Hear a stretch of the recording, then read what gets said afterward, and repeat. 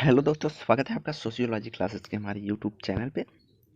तो आज हम देखने वाले हैं यहाँ पे कुछ सोशियोलॉजी के की पॉइंट। उससे पहले ज़रूरी सूचना यह है कि अभी तक अगर आपने टेलीग्राम चैनल नहीं ज्वाइन किया है तो ज्वाइन कर सकते हैं, जहाँ पे आपको 9 AM और 9 PM पर आपको लाइव क्विज कराए जाते हैं। इनके अलावा जो हमारी प्लेलिस्ट बनी हुई है UGC नेट 2023 की, अगर अभी तक आपने नहीं देखा है तो उसको भी देख सकते हैं, क्योंकि उसमें सभी थिंकर्स जो कि UGC नेट से रिलेटेड हैं उनको डाल दिया गया है। तो आइए देखते हैं। आज का जो पहला की पॉइंट है वह है सामाजिक संगठन या सोशल ऑर्गेनाइजेशन। तो सामाजिक संगठन एक ऐसी दशा या स्थिति होती है जिसमें समाज के विभिन्न अंग या भाग जैसे संस्थाएं, समूह, समितियां आदि आ जाती हैं और अपनी स्वीकृत निर्धारित भूमिकाओं के अनुसार कार्य करती हैं। मतलब सामाजिक संगठन ऐसा होता है जिसमें कई तरह के संस्थाएं, समूह और समितियां पाई जाती हैं जो जो अपनी अपनी भूमिकाओं का निर्वहन करती हैं अपने एक भाग के या अंग के रूप में। अगला है सोशल प्रोसेस या सामाजिक प्रक्रिया। तो सामाजिक अंतःक्रिया का एक ऐसा कोई भी रूप जो न्यूनाधिक मात्रा में या कम से या अधिक मात्रा में पुनरावर्तक, अभिज्ञेय तथा निरंतर प्रवाहित होने वाला हो, सामाजिक क्रिया कहलाता है। सामाजिक प्रक्रिया सामाजिक परिवर्तन को परिलक्षित करती है जिसमें कुछ अस्थायी गुण होते हैं एवं दिशा होती है। तो सोशल प्रक्रिया कोई भी ऐसी प्रक्रिया जो निरंतरता जिसमें पाई जाती है, ये थोड़ा या अधिक जिसमें परिवर्तन की प्रक्रिया होती है, मतलब कंटिन्यूअस चलने वाली प्रक्रिया को ही सामाजिक प्रक्रिया कहते हैं। अगला है सामाजिक स्तरीकरण या सोशल स्ट्राटिफिकेशन। तो किसी सामाजिक व्यवस्था में प्रतिष्ठा, प्रभाव, शक्ति, संपत्ति तथा सुविधाओं आदि के आधार पर परिस्थितियों एवं भूमिकाओं की अपेक्षाकृत अस्थायी श्रेणीबद्धता को सामाजिक स्तरीकरण करते हैं। सामाजिक स्तरीकरण एक सामूहिक विशेषता है, कहीं जाति के रूप में, कहीं वर्ग के रूप में, कहीं अन्य चीज़ों के रूप में स्तरीकरण हर समाज में पाया जाता है। तो स्तरीकरण संपत्ति के आधार पर, प्रतिष्ठा के आधार पर, प्रभाव के आधार पर कई तरीके से हो सकता है। जैसे जाति में जो है पवित्रता और अपवित्रता और प्रतिष्ठा के आधार पर स्तरीकरण हुआ है। ब्राह्मण को अधिक प्रतिष्ठित माना जाता है, शूद्र को कम प्रतिष्ठित माना जाता है। उसी तरह वर्ग में क्या होता है, व्यक्ति के पास कितनी पावर है, कितनी संपत्ति है, इस आधार पर उसके वर्ग का निर्धारण होता है। अगला है सामाजिक संरचना, सोशल स्ट्रक्चर।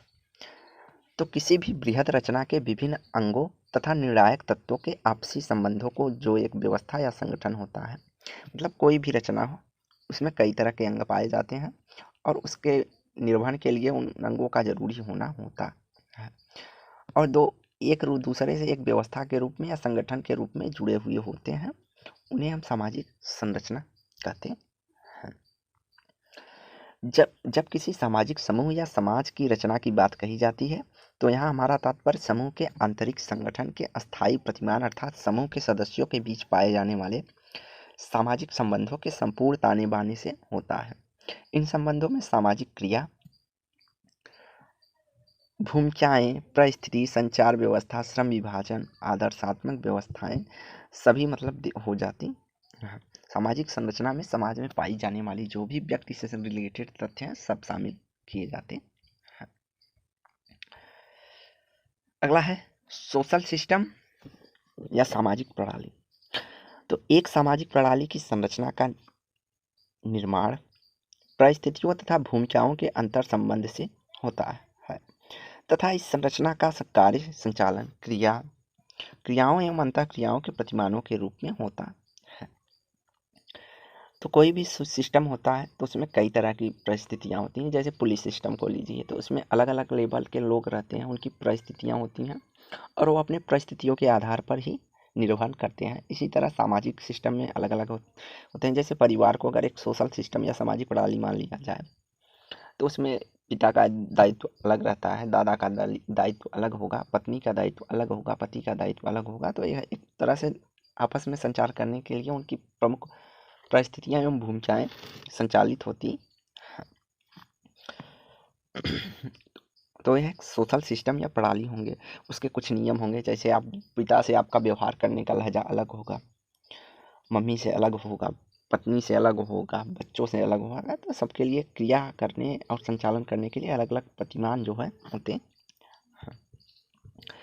पूर्वाभासी सामाजिकरण, एंटीसिपेटरी सोशलाइजेशन, किसी भावी सामाजिक भूमिका से संबंधित दायित्वों एवं अधिकारों, मनोभावों तथा व्यवहारों को सीखने तथा उसकी तैयारी करने की प्रक्रिया को पूर्वाभासी सामाजिकरण कहते हैं।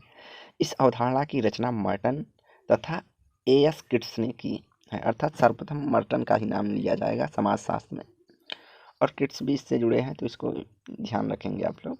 वैसे पूछा नहीं जाएगा, ज़्यादातर मर्टन के रूप में ही यह पूछा जाता है। तो जैसे किसी विवाह से पूर्व किसी लड़की का विवाह के बाद होने वाली प्रतिक्रियाओं की तैयारी करना, कि सास के साथ व्यवहार कैसा करना है, ससुर के साथ व्यवहार कैसा करना है, हमें वहाँ कैसा ससुराल में कैसे रहना है, तो वह पूर्वाभासी सामाजिकरण है।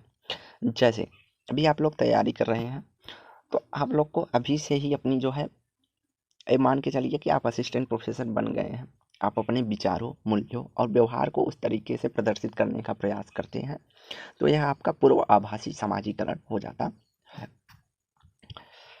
अगला है विसमाजीकरण या डी सोशलाइजेशन। तो विसमाजीकरण सीखे हुए व्यवहार, मूल्य, आदर्श, मनोभाव को अगर भुला देने की प्रक्रिया जो होती है, वह विसमाजीकरण होती है।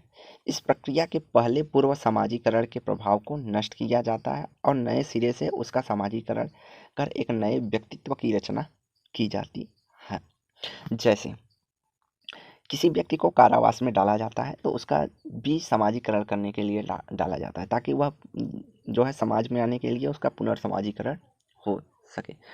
तो उसे यह कहा जाता है कि आप आगे चलकर यह कार्य नहीं करेंगे, अर्थात आप चोरी, डकैती, हत्या इस सब से दूर रहेंगे, अर्थात उसे भुलाने पे प्रेशर दिया जाता है। इसी तरह एक सैनिक होता है, तो सैनिक की जब भर्ती होती है ना, तो वहाँ पे यह बता देते हैं कि आपको जो भी आपके मूल्य मानदंड है उसको भूल जाइए और आपको केवल आर्मी रूल्स को ही फॉलो करना है। तो सब और नए सिरे से उसका एक नए व्यक्तित्व की रचना की जाती है। एक अपराधी को एक सुगम्य नागरिक बनाने के लिए विसमाजीकरण की प्रक्रिया का प्रयोग किया जाता है। अगला है नकारात्मक समाजीकरण या नेगेटिव सोशलाइजेशन। तो जब व्यक्ति समाजोन्मुदित व्यवहार, प्रतिमान, मूल्य एवं मान्यताओं के स्थान पर निषेधित व्यवहार, प्रतिमान, मूल्यों के मनोभावों को ग्रहण करता है, तो इसे नकारात्मक समाजीकरण कहते हैं। जैसे विपथगामी व्यवहार, अपराध, विचलन, इसी प्रकार के सामाजिकरण की अभिव्यक्तियां हैं। तो जैसे कोई व्यक्ति है, तो समाज के कुछ मूल्य और मानदंड होते हैं, उनके नियमों को पालन करना पड़ता है, लेकिन कुछ व्यक्ति क्या होते हैं, उनका पालन नहीं करते हैं, बल्कि उसके विपरीत क्रियाएं करते हैं। जैसे कोई बच्चा है, अगर उसे चोरी करने से मना कीजिए, या जैसे उसे बताया गया है कि समाज में चोरी करना गलत बात है, और वह व्यक्ति क्या करता है, चोरी करता है, तो उसका क्या हुआ, नकारात्मक समाजीकरण हुआ है। उसे अब अपराध की श्रेणी में कह सकते हैं। विपथगामी व्यवहार, अर्थात प्राथमिक स्तर पर विपथगामी व्यवहार कहते हैं, और अपराध और विचलन की श्रेणी में भी रख सकते हैं चोरी को। अगला है पुनर्समाजीकरण। तो विसमाजीकरण के बाद रिसोशलाइजेशन अर्थात पुनर्समाजीकरण होता है। तो सीखे हुए व्यवहार के स्थान पर नवीन मूल्यों, मानकों और व्यवहार का प्रशिक्षण अथवा पुराने ही मूल्यों, मानकों एवं मान्यताओं के पुनः ज्ञान कराने की प्रक्रिया को पुनर्समाजीकरण कहा जाता है। पुनर्समाजीकरण आजीवन चलने वाली समाजीकरण की प्रक्रिया का ही एक भाग है। इसमें एक व्यक्ति समय के अनुसार बदलती हुई विभिन्न भूमिकाओं के अनुसार कुछ नया सीखता है और कुछ सीखता हुआ भूलता है। तो सीधा सीधा रिसोशलाइजेशन होता है कि जब कोई व्यक्ति नवीन मूल्यों को अपनाता है, पुराने मूल्यों को भूल कर या पुराने मूल्यों के साथ साथ, तो इस दोनों प्रक्रियाओं को हम पुनर्समाजीकरण की श्रेणी में रख सकते हैं।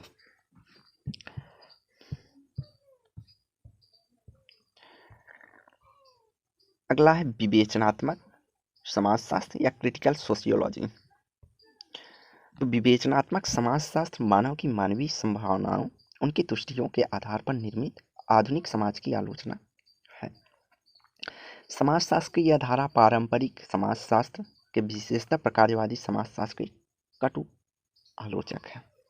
तो विवेचनात्मक समाजशास्त्र जो है, इसमें क्या होता है, जो भी समाजशास्त्र में अब तक के अध्ययन किए गए हैं उनका आलोचना की जाती है, उनकी कमियों को उजागर किया जाता है, तो उसे क्रिटिकल सोशियोलॉजी कहते हैं। जैसे जुर्गेन हैबरमास हो गए, अल्थ्यूजर हो गए, इन सबको क्रिटिकल सोशियोलॉजिस्ट के अंतर्गत देखा जाता है। अगला है सामाजिकरण। तो सामाजिकरण या सोशलाइजेशन एक ऐसी सामाजिक मनोवैज्ञानिक प्रक्रिया है। तो सामाजिकरण का जो प्रयोग होता है समाज में भी होता है, मनोविज्ञान में होता है। तो यहाँ पे सामाजिक मनोवैज्ञानिक प्रक्रिया कहा है, जिसके द्वारा हम समाज में रहना, सक्रिय सदस्य बनना सीखते हैं, अर्थात समाज के मूल्यों, मानदंडों, प्रतिमानों आदि को सीखते हैं। इस प्रक्रिया में सामाजिक मूल्य मानदंड के साथ साथ अपनी सामाजिक भूमिकाओं जैसे पति पत्नी, माता पिता, नागरिक आदि के संपादन की कला सीखने संबंधी बातें को सम्मिलित किया जाता है। यह एक जीवन पर्यंत चलने वाली प्रक्रिया है। तो सोशलाइजेशन क्या होती है? जीवन पर्यंत चलने वाली प्रक्रिया है। अगला फैक्ट है समाज मिति। समाज मिति की बात करते हैं जे.एल. मोरोनो। समाज मिति किसी लघु समूह के अंतर पारस्परिक संबंधों, समूह संरचना या समूह में व्यक्तियों की परिस्थिति की माप की एक विधि है। इसका प्रयोग कौन करते हैं? मोरेनो। सोशियोमेट्री। अगला है सोरोगेट। तो यह भी जितने भी कीवर्ड हैं यहाँ पे लगभग सभी एग्जाम में पूछे जाते हैं, तो इसलिए मोस्ट इम्पॉर्टेंट हो जाता है। सोरोरेट या सोरोगेट, शाली विवाह। तो विवाह का एक नियम है जो एक व्यक्ति अपनी प्रथम पत्नी की छोटी बहनों अर्थात सालियों या उनसे किसी एक के साथ प्रथम पत्नी के जीवन काल में ही अतिरिक्त पत्नी के रूप में अथवा प्रथम पत्नी के मृत्यु के उपरांत स्थापन्य के रूप में विवाह करने की स्वीकृति देता है। यह विवाह करने का प्राथमिक अधिकार देता है, शाली विवाह कहलाता है। तो स्पष्ट भाषा में अगर कोई अपनी पत्नी के रहते हुए भी अपनी पत्नी के बहन से विवाह करता है तो यह कई जनजातियों में पाया जाता है, तो इसे शाली विवाह कहते हैं। और दूसरी स्थिति यह होगी कि अपनी पत्नी के मृत्यु के पश्चात अगर कोई व्यक्ति उसकी बहन से विवाह करेगा तो वह भी शाली विवाह की श्रेणी के अंतर्गत शामिल किया जाता है। प्रथम पत्नी की मृत्यु के उपरांत उसकी बहन के साथ किया गया विवाह सीमित शाली विवाह कहलाता है, किंतु जब किसी व्यक्ति को परिवार की ज्येष्ठ लड़की के साथ विवाह करने पर उसकी छोटी बहनों पर वैवाहिक अधिकार प्राप्त होता है, तब यह प्रथा असीमित शाली विवाह के नाम से जाना जाता है। तो इसमें दो स्थितियों की चर्चा की गई है। अगर पत्नी की मृत्यु के पश्चात जब व्यक्ति विवाह करता है तो उसे सीमित विवाह, शाली विवाह कहते हैं, और जब पत्नी जिंदा है उसके बाद भी व्यक्ति विवाह करता है अर्थात बहुपत्नी के रूप में शालियों से विवाह करता है तो उसे असीमित शाली विवाह के नाम से जाना जाता है। राज्य क्या है? तो राज्य समाज का वह पक्ष या अभिकरण अथवा संस्था है राज्य के नाम से जानी जाती है, जिसमें यहाँ पे राज्य की जो है विशेषताएं महत्वपूर्ण हो जाती हैं। पहली चीज वह अभिकरण या संस्था है। दूसरी चीज जिसमें निर्दिष्ट भू क्षेत्र, शारीरिक शक्ति का प्रयोग जो है वैधानिक अधिकार का प्राप्त होता है, अर्थात राज्य के पास इतनी शक्ति होती है कि वह किसी पर बलपूर्वक कार्य करवा सकती है। मैक्स वेबर ने इसे वैधानिक हिंसा का एकाधिकार माना है। मोस्ट इम्पॉर्टेंट पॉइंट है यहाँ पे कि मैक्स वेबर इसे वैधानिक हिंसा का एकाधिकार मानते हैं कि राज्य के पास वैधानिक हिंसा अर्थात कानूनी हिंसा करने का अधिकार होता है। इसको उदाहरण के रूप में हम देखते हैं, जैसे अभी आपने कई तरह के प्रदर्शन भारत में होते हुए देखे हैं या अदर स्टेट में होते हुए हैं। तो राज्य क्या होती है? राज्य अपने अधिकार या शक्ति का प्रयोग करके पुलिस बल के द्वारा वहाँ पे लाठीचार्ज करवाती है। तो इसे ही मैक्स वेबर क्या कहते हैं? वैधानिक हिंसा का एकाधिकार। हैसियत या स्टेशन। तो हैसियत की जो प्रयोग की है सर्वप्रथम किंग्सले डेविस ने किया है।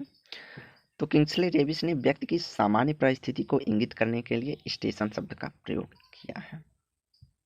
स्टेशन शब्द अथवा हैसियत व्यक्ति की सामान्य सामाजिक परिस्थिति का घोतक एवं विशिष्ट अवधारणा है जो समाज में व्यक्ति के स्तर पर अथवा स्थान के स्तर पर प्रकट होती है। इस सामान्य परिस्थिति के आधार पर व्यक्ति समाज की स्तरण व्यवस्था में व्यक्ति के स्थान अर्थात हैसियत का पता चलता है। तो किंग्सले ने हैसियत उसे कहा है, जैसे कोई व्यक्ति है, उसकी परिस्थिति प्रधानमंत्री की है तो उसकी हैसियत उच्च होगी, उसकी हैसियत पता चलती है। कोई गरीब है तो उसकी निम्न हैसियत होगी, मिडिल एज है तो अपनी परिस्थिति के अनुसार उसकी हैसियत देखी जाती है। अगला है परिस्थिति या स्टेटस। किसी भी समूह अथवा समाज की संरचना के अंतर्गत एक निर्दिष्ट समय पर व्यक्ति को प्राप्त पद, प्रतिष्ठा, सम्मान उसकी परिस्थिति है। तो किसी व्यक्ति को प्राप्त पद, प्रतिष्ठा और सम्मान जो होती हैं उसकी परिस्थिति होती है। लिंटन ने परिस्थिति एवं भूमिका में सर्वप्रथम अंतर प्रदर्शित किया है। भूमिका को परिस्थिति का गतिशील पक्ष कहा है। लिंटन क्या कहते हैं? भूमिका को परिस्थिति का गतिशील पहलू या पक्ष कहते हैं।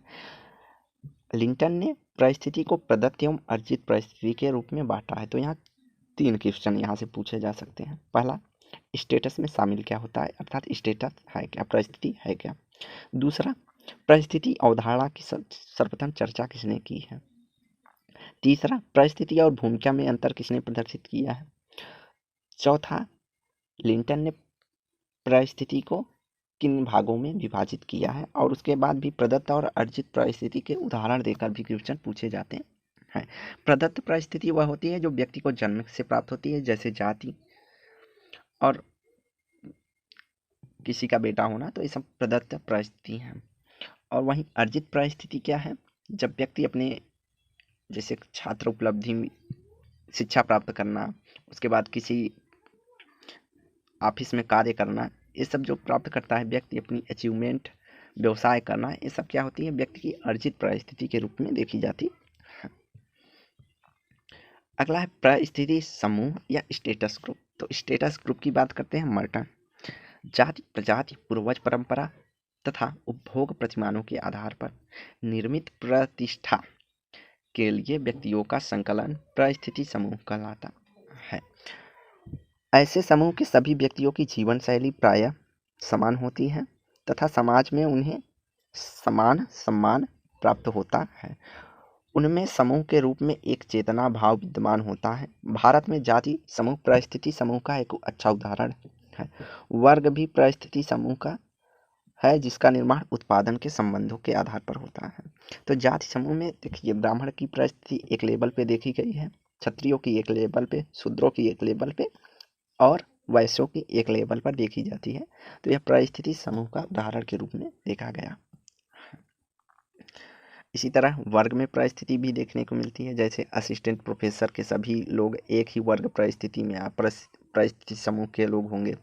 डॉक्टर की श्रेणी में एक ही, इस तरह के जितने भी हैं, मतलब सबका एक परिस्थिति समूह बन जाता है। अगला है परिस्थिति पुंज, स्टेटस सेट। इसकी बात मर्टन करते हैं। मर्टन के अनुसार एक अकेले व्यक्ति द्वारा धारण की गई विभिन्न तथा विशिष्ट परिस्थितियों के संकुल को परिस्थिति पुंज कहते हैं। तो जैसे एक व्यक्ति डॉक्टर है, पति है, पिता है, नागरिक है और एक राजनीतिक दल का सदस्य भी हो सकता है। तो ये सारी उसकी परिस्थितियां हैं और इन परिस्थितियों को मिलाकर मर्टन कहते हैं कि यह जो है परिस्थिति पुंज होगा। कई पदों के इस संकुलन को परिस्थिति पुंज या पदपुंज कहा जाता है।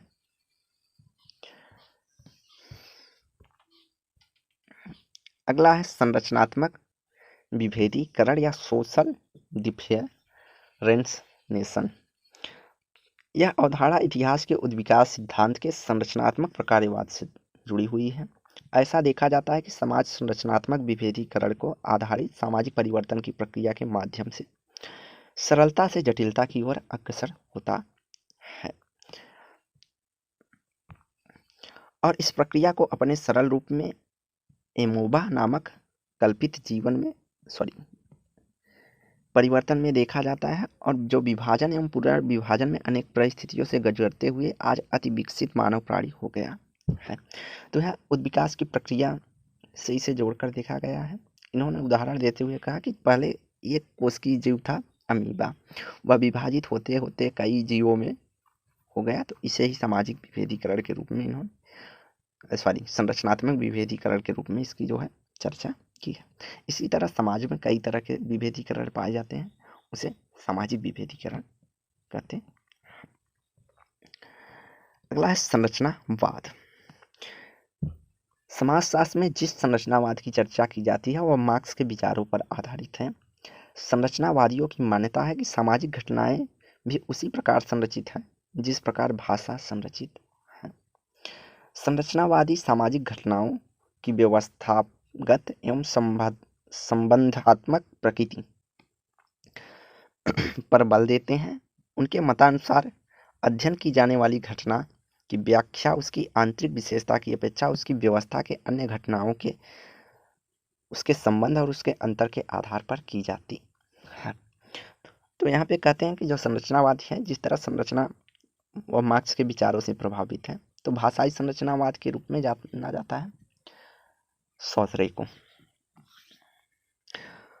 तो यहाँ पे कहने का प्रयास किया गया है जिस प्रकार किसी शब्द का मतलब उसकी संबंधित या रिलेटेड जो शब्द होते हैं उसी आधार पर उसके अर्थ को समझा जा सकता है। अब जैसे केवल लव का देने पर व्यक्ति को यह नहीं पता होगा कि प्यार क्या है या किससे प्यार है, लेकिन वह कहेगा हमें इस कुदरत से प्रेम है, प्रकृति से प्रेम है। तो इससे अर्थ यह व्यक्ति निकाल सकता है कि मानव को पर्यावरण या प्रकृति से प्रेम है। उसी तरह इन्होंने कहा कि समाज में जो भी घटनाएं होती हैं उनको एक दूसरे से रिलेट करके उनके वाय से हम समझ सकते हैं। संरचनावाद शब्द का सर्वप्रथम प्रयोग लेवी स्ट्रास के द्वारा किया गया है, तो इन्हें संरचनावादी के रूप में माना जाता है। यह भी कई बार पूछा गया है। और भाषाई संरचनावाद की इसी तरह अलग अलग संरचनावाद की लोग अलग अलग चर्चा करते हैं। भाषाई संरचनावाद की बात करते हैं सॉसरे।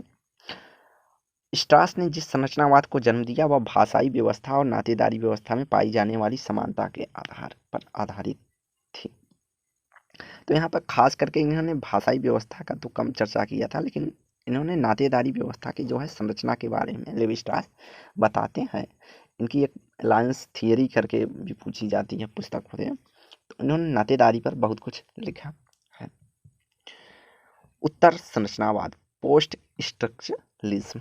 उत्तर संरचनावाद नव संरचनावाद के प्रस्तावकों में लेवी स्ट्रास के सार्वभौमिक मानसिक संरचनाओं की विचार को पूर्णतः नकार दिया है। तो इनका जो संरचनावाद था लेवी स्ट्रास का वह मानसिक विचारों पर पूर्णतः था, लेकिन जो उत्तर संरचनावाद आए जिनमें लेमर्ट, दरीदा, गिडिंग्स आदि का नाम उल्लेखनीय कहा जाता है, तो इन्होंने इनकी मानसिक संरचनावाद विचार को पूर्णतः नकारा और बताया कि उत्तर संरचनावाद का संबंध उत्तर आधुनिक अर्थात नई दुनिया से है। इस संरचनावाद में व्यक्तिनिष्ठता के स्थान पर वस्तुनिष्ठता पर जोर दिया जाता है, अर्थात किसी व्यक्ति विशेष किसी घटना को व्यक्ति विशेष के संदर्भ में न देकर उसके तार्किक आधार पर देखा जाता है। उत्तर संरचनावादी लेखकों ने उपेक्षित वर्ग को अपने लेखन का आधार बनाया है। यह एकता की खोज की अपेक्षा भिन्नता की पहचान पर बल देते हैं, क्योंकि ये लोग मानते हैं कि दुनिया की केंद्रीयता विभिन्नता में है, न कि एकता में। तो उत्तर संरचनावादी जो थे वह लेखक उपेक्षित वर्ग, मतलब अभी तक समाज जिन लोगों पर ध्यान नहीं देता था या जिन तथ्यों पर ध्यान नहीं देता था, उत्तर संरचनावाद वाले उनकी चर्चा करते हैं कि अब इस पे केंद्रित करते हैं कि समाज में विभेदीकरण क्यों है, इसका कारण क्यों है, काहे समाज में विभेदीकरण का निर्माण है। निम्न स्थिति के आधार पर उनकी जो है चर्चा करते हैं। अगला है संरचनाकरण। तो संरचनाकरण भी मोस्ट इंपॉर्टेंट हो जाता है, एंथनी गिडिंग्स का बार बार पूछे जाने वाला कॉन्सेप्ट है। समाजशास्त्री सिद्धांत के क्षेत्र में इस अवधारणा को परिणित करने का श्रेय ब्रिटिश समाजशास्त्री एंथनी गिडिंग्स ने अपनी पुस्तक a contemporary critique of historical materialism 1981 में की गई है। गिडिंग्स ने प्रकारवादियों और उद्विकासवादी सिद्धांतों की आलोचना की है। और क्यों आलोचना की है? क्योंकि यहाँ पे जो है ड्युअलिटी पाई जाती है। इन्होंने कहा ड्युअलिटी के आधार पर नहीं, अर्थात द्विविधता के आधार पर नहीं, द्वैधता के आधार पर हमें जो है चर्चा करनी चाहिए, जिस संदर्भ में इन्होंने संरचनाकरण अपना सिद्धांत रखा। इन कटु आलोचना की जिन्हें वह बंद व्यवस्थाएं मानते हैं और कहते हैं कि घटनाएं हमेशा आकस्मिक और मुक्त और स्वरूप होती हैं। गिडिंग्स, जहां पहले के लोग मानते थे कि दो आपस में कुछ भी कोई घटनाएं घटित हो रही हैं, द्वंद्व के कारण हो रही हैं, लेकिन ये कहते हैं नहीं, प्रत्येक घटना अपने आप में क्या है, मुक्त है और आकस्मिक है।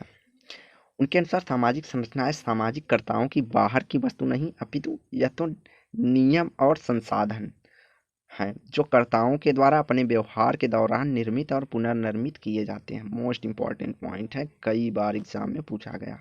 पहली तो यह नियम और संसाधन की बात करते हैं, और इन्होंने कहा कि जो कर्ता के सामाजिक संरचना है वह बाहर से नहीं बनती है, व्यक्ति अपने अंदर या नियम या संसाधनों के आधार पर बनाता है। जैसे ऑफिस में हमें रिलेशनशिप बनाना है तो व्यक्ति अपने जैसा उसका व्यवहार रहेगा उस आधार से नियम और समाज वहाँ पे संसाधन क्या क्या उपस्थित है उधार आधार पर जो है बनाएगा। और इनका कि अपने व्यवहार द्वारा निर्मित और समय और परिस्थिति के आधार पर जो है व्यक्ति संरचनाओं का पुनर्निर्माण करता रहता है। अर्थात व्यक्ति किसी व्यक्ति से उसका रिलेशनशिप है तो वह अपने समय समय पर उसको परिवर्तित या पुनर्निर्मित करता रहता है जैसे उसकी परिस्थिति या नियम या संसाधन हो पाते हैं। हाँ, तो यही करते हैं कि जो है सामाजिक संरचना बनता और बिगड़ता रहता है।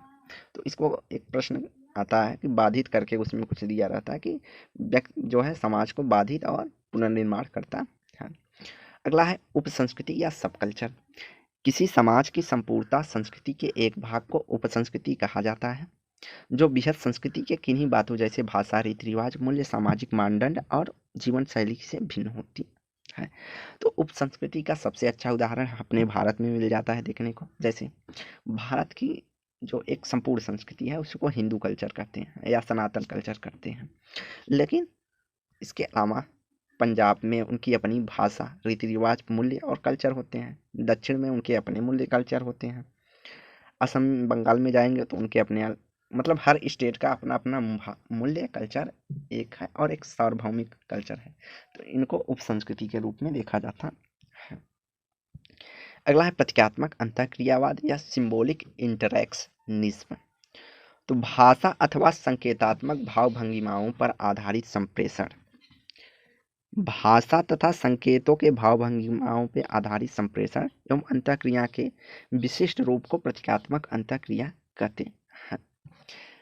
यह मानव व्यवहार की एक विशिष्टता है कि मानव का संपूर्ण सामाजिक जीवन संप्रेषण की इस विशिष्टता पर आधारित है। तो प्रतीकात्मक अंतःक्रियावाद, जैसे हम कुछ चीज़ को बताने के लिए कुछ प्रतीकों का प्रयोग करते हैं और प्रतीकों के रूप में या तो भाषा का प्रयोग करेंगे या संकेत का प्रयोग करेंगे या भाव भंगिमा का प्रयोग करेंगे। जैसे हमें नहीं कहना है तो हम डायरेक्ट मुंह से नहीं कह सकते हैं, मूड़ी हिलाकर अर्थात भाव भंगिमा करके नहीं कर सकते हैं, या हाथ से सिंबल संकेत बताकर कि नहीं। तो यह अलग अलग, जैसे किसी तथ्य या किसी से हमें अंतःक्रिया करना है तो उसे हम 3 तरीके से अंतःक्रिया कर सकते हैं, और इसी अंतःक्रिया को जीएच मीड महत्वपूर्ण हो जाते हैं। जीएच मीड ने सिंबॉलिक इंटरैक्शनिज्म कहा है कि हम जो भी क्रियाएं अंत व्यक्ति से व्यवहार करते हैं उनका जो है मेन मीडियम या माध्यम क्या होता है, वह या तो प्रतीक होते हैं या तो भाषा होती है।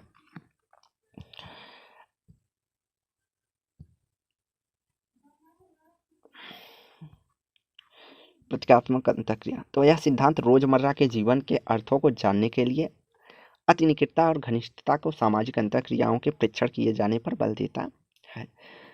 अंतःक्रियाओं के अंतर्निहित स्वरूपों को समझा जा सकता है। तो यहाँ पे 2 प्रश्न पूछता है। सिंबॉलिक इंटरनिक्स शब्द का सर्वप्रथम किसने बाद या रचना किसने की है, तो वह 1937 में हर्बर्ट ब्लूमर ने की है। किंतु इस सिद्धांत की उत्पत्ति के संबंध में मतभेद देखे जाते हैं। कुछ लोग इसे जॉर्ज हर्बर्ट मीड की देन बताते हैं। तो यहाँ देखिए 2 तरीके से प्रश्न आ गया। अगर ऑप्शन में आपको हर्बर्ट ब्लूमर मिल जाते हैं कि शब्द की रचना किसने की है, तो वहाँ पे हर्बर्ट ब्लूमर ही सही होंगे। लेकिन हर्बर्ट ब्लूमर नहीं है और जनक के रूप में पूछ लिया जाता है तो हर्बर्ट मीड को हम प्रेफर करेंगे। कुछ अन्य व्यक्तियों ने शिकागो संप्रदाय के रॉबर्ट पार्क के नाम से भी सिंबॉलिक इंटरेक्शनिज्म को जोड़ते हैं। अगला है टेक्नोनॉमी या कह सकते हैं माध्यमिक संबोधन। इस शब्द का सर्वप्रथम प्रयोग अंग्रेजी मानवशास्त्री ईवी टायलर ने किया है में एक ऐसी प्रथा के लिए की है जिसके अनुसार कई समाजों में कुछ संबंधियों को इंगित या संबोधित करने के लिए कुछ अन्य व्यक्तियों के माध्यम के रूप में प्रयोग किया जाता है। सामान्यतः इनका प्रयोग माता पिता को संबोधन करने के लिए उनकी संतान को माध्यम बनाकर किया जाता है, जैसे रामू की माँ। तो भारतीय कल्चर में जैसे पति का नाम लेना अशुभ माना जाता है, पाप समझा जाता है। तो यह माध्यमिक संबोधन का बहुत अच्छा उदाहरण है कि कोई भी महिला जो होती है वो अपने पति से बात करने के लिए कहती है सोनू के पापा, फलाने के पापा, ढिकाने के पापा। तो इस तरह से माध्यमिक संबोधन करती। अगला है महत परंपरा या ग्रेट ट्रेडिशन या बृहत परंपरा कह सकते हैं। महत एवं लघु परंपराएं दो जुड़वा अवधारणाओं का प्रतिपादन रॉबर्ट रेडफील्ड ने अपने कृषक समाज के जीवन एवं विश्लेषण के पद्धति के रूप में किया। जब इन्होंने कृषक समाज का अध्ययन कर रहे थे तो इन्होंने दो प्रकार की परंपराओं की चर्चा की है, एक महत या बृहद, दूसरी लघु परंपरा। इन परंपराओं को दो जुड़वा अवधारणाएं भी कहा जाता है। तो यह भी प्रश्न पूछा जाता है कि किन दो परंपराओं को जुड़वा अवधारणाओं के रूप में जाना जाता है या कि कौन इसके प्रतिपादक। और वहीं महत परंपरा से तात्पर्य उच्च एवं बौद्धिक प्रभावों से है जिनका जन्म बाहर से होता है। इस परंपरा का विकास देवालयों में होता है। महंत परंपरा जो है अभिजन या नगरी परंपरा भी कहा जा सकता है। जैसे समाज के कोई मूल्य हैं जो सार्वभौमिक रूप से पूरे समाज पे लागू होते हैं तो उसे हम बृहत परंपरा की श्रेणी में रखेंगे। और लघु परंपरा किसी कहेंगे जैसे कोई विशिष्ट गांव या कोई विशिष्ट परिवार जो है अपनी परंपराओं को फॉलो करता है तो उसे हम लघु परंपरा के रूप में कहेंगे। जैसे कुल देवी की पूजा करना जो होता है वह लघु परंपरा की श्रेणी में रखा जा सकता है। लघु परंपरा लिटिल ट्रेडिशन। लघु परंपरा से तात्पर्य ऐसे प्रभाव से हैं जिनका उद्गम गाँव या स्थानीय संस्कृति में होता है। इसका विकास ग्रामीण समुदाय में रहने वाले अबुद्ध एवं सामान्य जनों के बीच स्वतः होता है और इस लोक परंपरा के नाम से भी जानते हैं। तो इसका उदाहरण हम खास करके राजस्थान में कई ऐसे देवी देवताएं हुए हैं जैसे गोगा जी, तेजा जी, बापू जी, मतलब कई देवी देवता हैं जिन्हें लोक देवता कहा जाता है। तो वह वहाँ की स्थानीय लघु परंपरा की श्रेणी में देखा जाता है। जनजातीय कारण। किसी समय मानव समुदाय द्वारा जनजातियों के ऐसे रीति रिवाज, कर्मकांडों या विश्वासों को अपना लेना ही जनजातीकरण कहलाती है और अपने रीति रिवाजों एवं विश्वासों को सर्वथा भिन्न होता है, अर्थात जो उनके रीति रिवाज होते हैं उससे भिन्न रीति रिवाजों को अपना लेना। एस.एल. कालिया ने उत्तर प्रदेश की जौनसार बाबर, तो जनजातीकरण की अवधारणा किसने दी है? एस.एल. कालिया। कहाँ पे अध्ययन करके? तो जौनसार के बाबर और मध्य प्रदेश के बस्तर क्षेत्र में जनजातियों के बीच अस्थायी तौर पर निवास करने वाले उच्च जातियों को हिंदुओं द्वारा वहाँ की जनजातीय रीति रिवाजों एवं विश्वासों को अपनाने की इस प्रक्रिया का उल्लेख किया है। तो यहाँ पे उन्होंने जौनसार बाबर और मध्य प्रदेश में कुछ ऐसी जनजातियाँ थी जिनके उच्च जाति जो है उनके कुल देवताओं की बाद में रीति रिवाज को अपनाकर पूजा करने लगे, तो उसे ही इन्होंने कहा कि यह जो है जनजातीकरण है। कनिष्ठता अधिकार या अल्टीमोजेनेरेशन उत्तराधिकार का वह नियम है जिसके अनुसार सबसे छोटा पुत्र मातृवंशी समाजों में पुत्री अपने माता पिता की संपत्ति के उत्तराधिकार बनता है। कनिष्ठ का अधिकार होता है। यह ज्येष्ठाधिकार का पूर्णतः विपरीत होता है। ज्येष्ठाधिकार में क्या होता है कि सबसे बड़ा पुत्र संपत्ति का अधिकारी होता है और कनिष्ठ का अधिकार में सबसे छोटा पुत्र या पुत्री जो है संपत्ति की उत्तराधिकारी होती है। सार्वभौमवाद एक सिद्धांत जिसके अनुसार यह माना जाता है कि समाज में एक वास्तविकता के साथ साथ एक मानसिक प्रत्यय है तथा इसका सर्वोपरि महत्व होता है। सार्वभौमवाद के दो प्रमुख रूप हैं। प्रथम, यह अतिवादी सार्वभौमवाद व्यक्ति को सामाजिक समष्टि का मात्र एक अंश मानता है और इस अंश का समष्टि से पृथक कोई महत्व नहीं होता है और अंश की अपेक्षा समष्टि का अधिक महत्व होता है। तो अतिवादी सार्वभौमवाद होता यह मानता है कि समाज जो है सर्वोपरि है, व्यक्ति या उसका एक अंग के रूप में है। अगर समाज है तभी व्यक्ति का महत्व है, लेकिन अगर समाज नहीं है तो व्यक्ति का महत्व नहीं है। या कोई समूह कोई विचारधारा को फॉलो करती है, समाज फॉलो करती है, वह सार्वभौमिकवाद कहा जाता है। अब जैसे किसी व्यक्ति विशेष का अपना प्रतीक बना ले तो उसे हम सार्वभौमवाद नहीं कहेंगे, लेकिन अगर कोई समूह या संस्था अपना प्रतीक बना लेती है, जैसे डॉक्टर, तो वह डॉक्टर का जो प्रतीक होता है वह सार्वभौमवाद के रूप में लागू होता है। द्वितीय है नरमपंथी सार्वभौमवाद, जो व्यक्तिगत वास्तविकता और सामाजिक समष्टि से पृथक व्यक्ति के कुछ महत्व को स्वीकारता है। सार्वभौमवाद विशिष्टवाद, तो यह परिवर्तित प्रतिमान या पैटर्न वेरिएबल अथवा सामाजिक व्यवहार की एक विरोधाभासी स्थिति है, जिसमें एक व्यक्ति को यह चुनना पड़ता है कि एक स्थिति विशेष में उसे दूसरे व्यक्ति अथवा व्यक्तियों के साथ व्यवहार करते समय सामान्य मानदंडों के अनुसार व्यवहार करना चाहिए अथवा किन्हीं विशिष्ट मानदंडों के अनुसार करना चाहिए।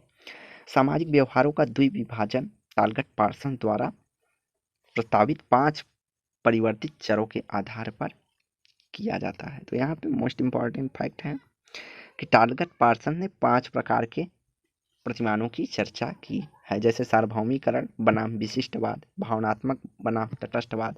तो इस तरह के जो है इन्होंने 5 प्रकार के परिवर्तित चरों की चर्चा की है। तो यहाँ उदाहरण के तौर पे करते हैं, जैसे आपका दोस्त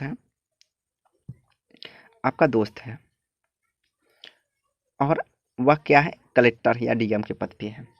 तो आप जब उसके ऑफिस में जाएंगे तो वहाँ आपके अंदर संशय होगा कि आप उससे व्यवहार किस तरह, या तो विशिष्ट व्यवहार रख सकते हैं या सार्वभौमवाद मतलब जो औपचारिक क्रियाएं हैं उस तरीके से उससे व्यवहार करते हैं या विशिष्ट रूप से व्यवहार करते हैं। तो सार्वभौम का वाद का मतलब है जो समाज में चल रहा है, जैसे आप डीएम के ऑफिस में जाएंगे तो वहाँ के औपचारिक नियमों का पालन करते हुए उससे मुलाकात करेंगे, तो वह सार्वभौमवाद की श्रेणी में रखा जाएगा। अगर दोस्त की तरह मुलाकात करते हैं तो वह विशिष्टवाद की श्रेणी में रखा जाता है। सार्वभौमिकरण, मैकियावेली ने लघु एवं बृहत परंपराओं के संप्रेषण की प्रक्रियाओं को स्पष्टीकरण हेतु सार्वभौमिकरण की संकुचित एवं संकुचितकरण की 2 अवधारणाओं का विकास किया है। तो रॉबर्ट रेडफील्ड ने लघु एवं बृहत परंपराओं की चर्चा की है। उसी संदर्भ में क्या है, मैकियावेली ने उनके लघु एवं परंपराओं एवं बृहत परंपराओं के संवाद, अर्थात किस तरह लघु परंपरा बृहद स्तर पर जा रही है और किस तरह बृहद परंपरा लघु स्तर पर भी देखने को मिलता है, तो उसके लिए इन्होंने 2 शब्दों का प्रयोग किया है, सार्वभौमिकरण और संकुचितकरण। लघु परंपरा के तत्व जैसे देवी देवताएं, प्रथाएं, अनुष्ठान आदि ऊपर की ओर बढ़ते हैं, उनके फैलाव का क्षेत्र बढ़ता है, वे महत परंपरा तक पहुंच जाती है। उदाहरण के तौर पे जैसे पहले गाँव में करवा चौथ नहीं मनाया जाता था या कहीं कहीं करवा चौथ मनाया जाता था, या मान के चलिए छठ पूजा जो थी वह विशेषतः पश्चिम बंगाल और बिहार के क्षेत्रों में ही मनाया जाता है। लेकिन अब वह क्या हुआ, वह परंपरा धीरे धीरे आगे बढ़ती हुई अब सारे देश में परंपरा मनाई जाती है। तो यह परंपरा का क्या हुआ, सार्वभौमिकरण हुआ, उसका मूल स्वरूप परिवर्तित हो जाता है, तब इस प्रक्रिया को हम सार्वभौमिकरण कहते हैं। अब जैसे मूल स्वरूप में वहाँ जो बिहार के कुछ नियम होंगे छठ पूजा मनाने के लिए वह अलग होंगे, लेकिन आप चले जाएंगे मुंबई, गुजरात, यहाँ पे छठ पूजा मनाने का जो है थोड़ा प्रक्रिया में परिवर्तन आ जाता है, तो इसी का उसका जो है स्वरूप में परिवर्तन हो जाता। अगला है नगरीयता या नगरवाद, अर्बनिज्म। तो यह जितने भी हैं वर्ड उन सबको समझना बहुत ही विशिष्ट है, क्योंकि डायरेक्ट प्रश्न पूछे जाते हैं। अगर शब्दों का जो है आप पकड़ना जान गए इस पेपर में कि कौन सा शब्द क्या पूछ रहा है, तो आपका पेपर जो है क्लियर आराम से हो जाएगा। तो नगरीय जीवन के साथ व्यक्तियों के समायोजन की प्रक्रिया को नगरवाद या नगरीयता कहते हैं।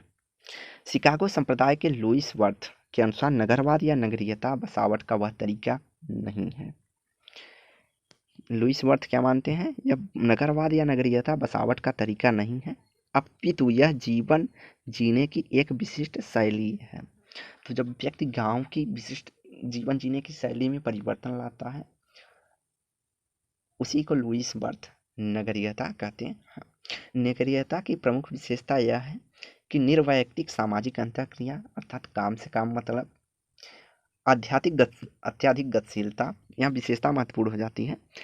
निर्वैयक्तिक सामाजिक अंतःक्रिया अर्थात जब तक काम है आपसे तभी तक वह आपकी जो है अंतःक्रिया होगी, उसके बाद नहीं। अत्याधिक गतिशीलता, परिवर्तनशीलता, समय तथा लाभ का दबाव होता है। गुमनामपन अर्थात आप पड़ोसी को ही नहीं जानते होंगे कि आपके पड़ोस में कौन रहता है।